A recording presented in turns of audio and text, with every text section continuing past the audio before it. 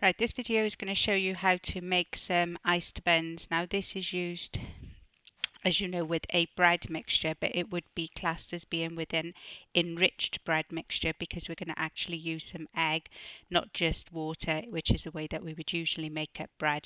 So I've already weighed out my flour and my margarine, and I've got that in a bowl ready. I'm just going to pop that to one side for now so I can actually get the yeast prepared.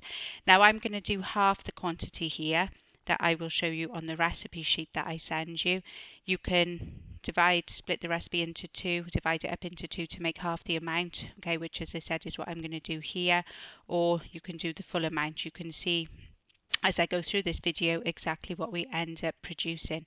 So the first thing that you need to do is, well, I've put my milk to warm onto the hob, so you need to actually measure out your milk first of all, and then just put it into a pan and put it on a low heat, and you just need to heat that up until it is comfortable to put your finger into. So don't leave it for a long amount of time without putting your finger in there. Make sure you're putting your finger in there regularly.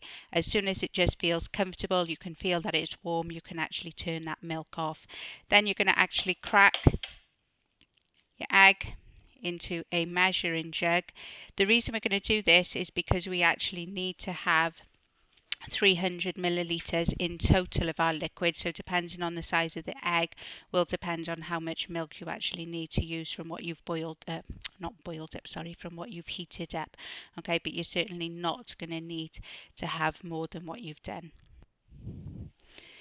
Okay, so we're going to add our milk to the egg. Now you need to have 300 millilitres in total. So just add it slowly, and once you get to 300 millilitres, okay, don't actually add any more. But as I said, you probably will find that you're using most of that. We're then going to add a teaspoon of yeast and a teaspoon of sugar.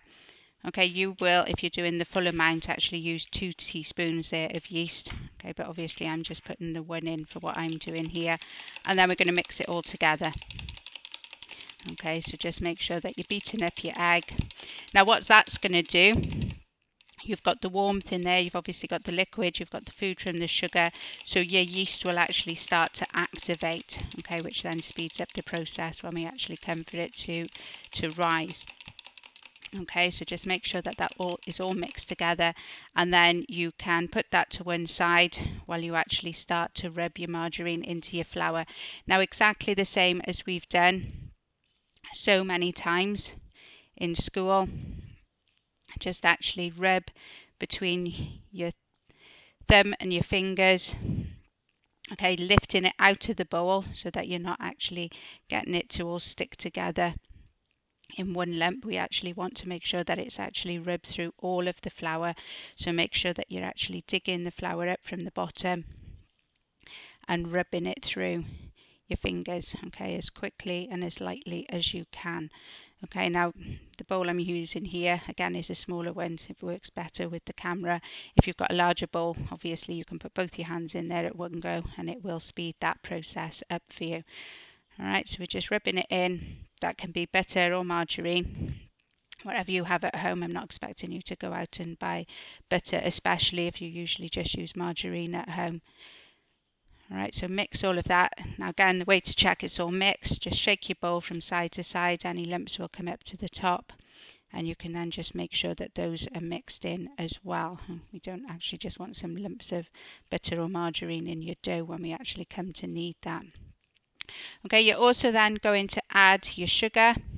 Okay, so the rest of the sugar that was weighed out, that didn't go in with the yeast. Okay, and then just again mix that around so that it goes right the way through all of the flour. Right, so we've mixed our sugar in there. Now we're going to actually add our liquid. And you can see that that has actually started, or you may not be able to see so well, but you can see that it has actually started to activate there. Okay, so we're going to get our bowl and we're going to pop our yeast liquid in,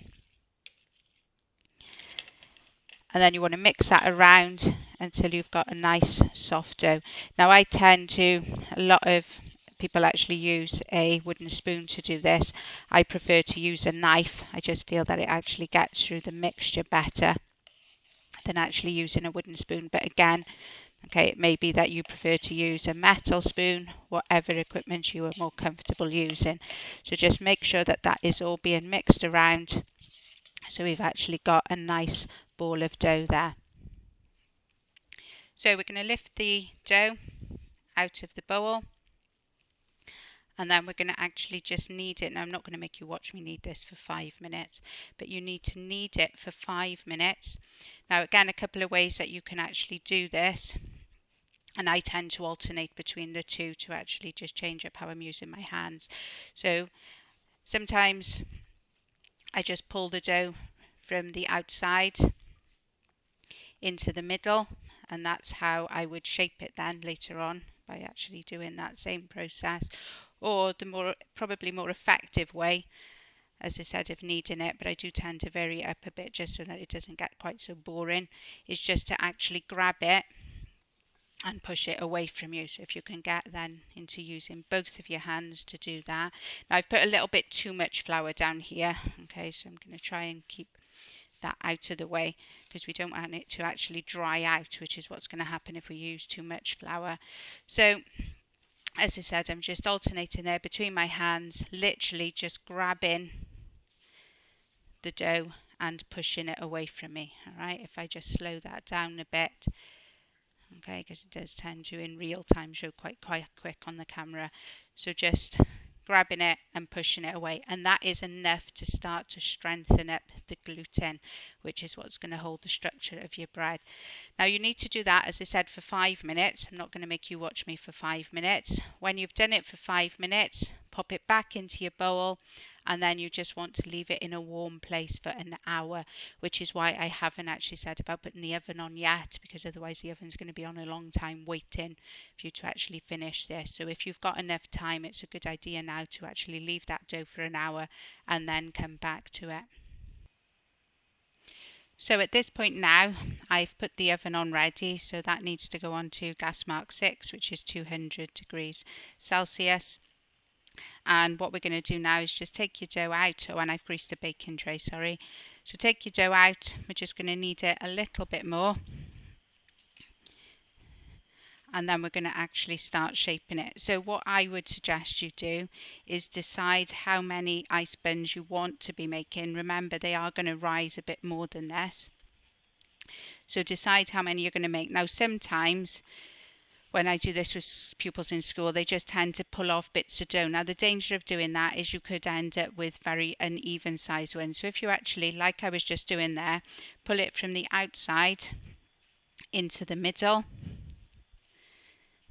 turn it around, and if you actually cut it then, well, it's all in a circle like this, in a round ball, you can get them as evenly sized as possible. Now if you were doing this for a catering situation, a good practice would be to actually weigh your balls of dough as well to make sure they're the same size. But I'm going to cut that in half, and then I'm just going to cut each of my halves into 3, so that gives me 6 pieces, as I said, pretty much the same sort of size. Then what we're going to do, okay, that one looks a little bit bigger there, okay, but it's only so they're roughly the same size. So you're going to shape these now. So again, a couple of ways of doing it. Now again, you can see that I'm kneading here from the outside. Okay, again, try and slow it down a bit because the camera does actually tend to record it quite quickly. But I'm just pulling from the outside and placing it in the middle. Okay, now by doing that, it means that we get a really nice smooth top on there when we turn it round. So again, just actually twisting it round and turning it round in my hands, and then we can flatten the top of that, and we actually get a nice smooth top on our dough, ball of dough. You could, if you wanted to, ice buns traditionally are a finger shape, right? You may actually want to do a finger shape for your buns. So again, I would just tend to start it off the same way, but then actually just roll it to the size that you want. And again, okay, just making sure that you've actually got the nice smooth bit on the top. Okay, so again, you could do them longer, however you actually want to do your ice buns. Now, I prefer mine circular. Okay, I know, as I said, it's not how we would generally buy them in the shops, but that's what I actually prefer with my ice buns.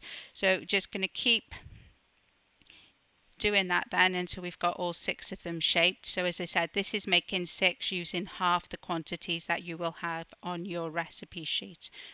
Alright, so again, I'll just show you one more. Okay, pull in from the outside into the middle. That's going to give it then a nice smooth top. And again, you can see here I'm not working with too much flour because we don't want them to get too dry when we're doing that. So once you've got all of those shaped and on your tray, what we're going to do now is leave those in a warm place to rise for the next 10 minutes. So if you've got an oven like we've got in school and you've put the oven on, what you could do is just put them in the grill section above the oven. Don't turn that on. Okay, like when we did, I can't remember if we did do bread making when we were in year 8. So like when we did our bread making in year 8, you can just pop them into the grill section of the cooker. Don't turn that on, we just want the warmth to come up from underneath the oven. If you've actually got a cooker oven which is integrated into your kitchen cupboards, then you may want to look for another warm space that you can actually put those into. So it could be on a windowsill if it's a nice warm day. It can just be left out in room temperature, although it may take a little bit longer depending on the heat that you've actually got in the room that you're using. They will actually rise in the fridge. Okay, so they will still rise in cold temperatures. It does take a little bit longer. Okay, and something I should have pointed out as well, before we actually got to the mixing stage, you could obviously, if you wanted to, put some additions in there as well. So if you wanted to add some cinnamon, if you wanted to put some dried fruit in there to make them into fruit buns. Alright, as I said, I've just kept these as plain ice buns, but you could add some fruit into them as well. So after 10 minutes in a warm place, you can see that they've actually started to rise. So the yeast has actually started to work. So those are going to now be popped in the oven for about 10 to 15 minutes to cook.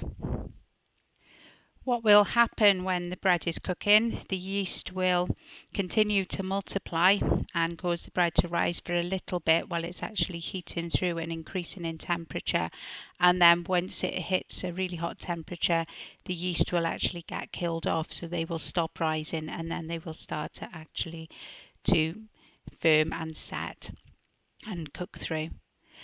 While those are actually cooking, you can actually make a start on doing your icing. Now, what you need to watch with ice buns when you're doing ice buns is we want a really thick icing, because if it's too runny, it's just going to run off. So what I've done, I haven't changed the quantities here so that you can see exactly how much is made up. So I'm using the full amount here. So I've put in 7 dessert spoons. So a dessert spoon is the one that we would usually use to eat off in the house. So it's not as large as a tablespoon, but it's not as small obviously as a teaspoon. It's the one that's in between. So I've put 7 dessert spoons of icing sugar in here, and I am adding in 1 dessert spoon of water. Okay, now what you'll need to do, as I said, is mix this all together so that you actually get a thick, really thick, as I said, icing that we can actually spread onto the ice buns, which hopefully won't actually run off. Now, unlike last time I did this, so as I said, it can vary. Okay, I'm just going to put another dessert spoon of water into there, but I'm certainly not just tipping the measuring jug in and hoping for the best. Okay, I am controlling how much water is in there. If I were to add all of that water that I've got in my jug, it would probably take more than the bag of icing sugar to actually get that to even a semi-thick consistency. So it's really important not to add too much water at a time. So you can see here now that looks really, really thick. Okay, but believe me, as I said, we need it to be thick so that it doesn't actually run off the ice buns. Alright, I'm going to put a tiny bit more in. So I'm not even putting a full spoonful in there. I'm not sure if you can see there's just a little bit on there. So as I said, really just a little tiny bit will hopefully be enough just to soften it up. Now what you may need to, or may want to decide at this point is you may decide that you actually want to put some food colouring in there and actually have a colour on the top of your iced buns. I'm just going to leave that as a plain white, so that can just go to one side now while I wait for the bread to cook through. Okay, apologies year 10, I don't know what's going on with my method of doing this today. Okay, I actually gave you the wrong quantities there. It should have been 12 heaped dessert spoons of icing sugar and then 4 dessert spoons of water. I don't know where I got my other quantities from, certainly not off my recipe sheet. So you need to mix that all together. So as I said, you can see that the icing will, in a second, okay, you can see that it will drop off the spoon, so it is going to be something that you can actually work with and spread onto your ice buns, but hopefully it's not going to spread too far. Now you can actually watch how this goes and then you can decide for yourself if you want to have something a little bit thicker or a little bit thinner. And obviously when you start putting this onto your ice buns, you can still at that point decide if you want to add a bit more water or if you want to add some more icing sugar to make it more liquidy or to make it thicker. Now, even though I said 10 to 15 minutes, keep an eye on them because these have actually taken only about 8 minutes to cook. Okay, we do want them to still be quite soft. Okay, but the way to check, I don't know if I can get that by the microphone, but when you tap the bottom of it, it should sound nice and hollow. So that means that they are cooked. So I'm just going to leave those there for a minute now to cool down a bit, and then I'm going to put the icing onto them. Okay, then, so to show you how to ice it, now what I would recommend, as I said, this icing is really, really thick. So I would get a spoonful of the icing, place it over the top of the ice bun, and it will then actually start to spread down the ice bun. So I wouldn't worry about putting too much on at the start with. I've got a good spoonful on there, but I haven't overloaded it, because what it's hopefully going to do is just actually naturally, slowly start spreading down the bun. Okay, if you're not sure that it's going to be quite enough, just pop a little bit more on there. Okay, but as I said, I certainly wouldn't go and put lots on there at the start, because it will actually start to, okay, you can see there that it starts to actually run down the roll. So then you end up, as I said, with a nice amount of icing on the top of them. So obviously you do that for all of them. So I will get that done now. Okay, so as you can see there, the icing will actually drip down them. You may want to actually do it in a bit more of a controlled manner and actually put the icing on and then try and just keep moving it around while it's on the top of the ice bun to do more of an even fall down on there. As is usual when I cook at home and I'm videoing it, the results don't usually tend to turn out exactly as I would have had them had I been cooking myself and not videoing it. Then I tend to get better results. My rolls are a little bit lopsided, so that has affected the way that the icing has run down. So if you've got really nice flat bread rolls, if you've managed to make those in your oven, then it should actually drip down far more evenly. Okay, you could then serve those exactly as they are. You don't need to do anything else to them at all. You could, if you wanted to, actually cut into the middle of them and serve them with some jam and cream in the same way that you would do if you'd actually made some scones, for example. So there are different ways, as I said, of serving these up, and as I said, they would be really nice with some dried fruit in as well and making them into fruit buns, which again then would have the enriched dough. Okay, I look forward to seeing what you're able to make to show me year 10. Okay, good luck, and more importantly, have fun.